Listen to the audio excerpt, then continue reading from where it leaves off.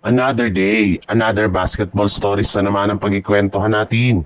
At ngayon nga, yung balitang trade ng Los Angeles Lakers at ang balitang jackpot na nga daw ngayon ang Golden State Warriors. Ikinumpirma na nga ng isang NBA insider na si Dido na nga daw talaga ang Dallas Mavericks na i-trade si Klay Thompson sa lalong madaling panahon ngayong season matapos ang pagbagsak ng kanyang performance.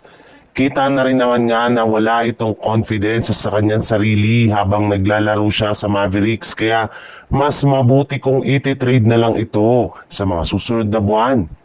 Pero ayon nga kay Klay, kung sakasakali man nga na i-trade siya ng Mavs ay mas gugustuhin nga nito na mailipat sa Lakers para lamang makasama niyang muli ang kanyang dating teammate na si Luka Doncic.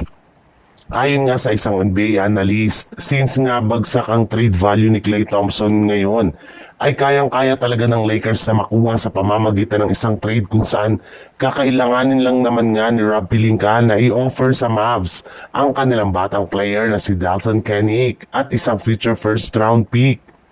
Mas mapapakinabangan pa nga ng Dallas ang dalawa para sa future ng kanilang prangkisa kaysa kay Klay Thompson na nagiging liability na sa kanilang team.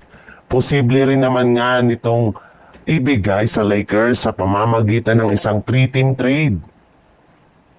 Sa ibang balita naman, naging madali lamang nga para sa Golden State Warriors ang kanilang game ngayong araw laban sa New Orleans Pelicans sa score na 124-106 sa kabila ng maagang pag-struggle dito ng kanilang superstar na si Stephen Curry na nakapagtala lamang ng 9 points. 5 rebounds at 3 assists sa kanyang 2 out of 11 shooting sa field goal sa loob ng 28 minute niya na playtime.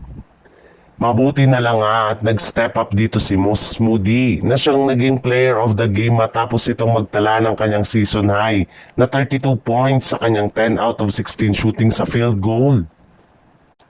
Simula nga nang mag-init ang shooting nito sa kanyang game ay halos lahat nga ng mga ginagawang play ng Warriors ay ibinibigay na nila sa kanya ni Coach Steve Kerr.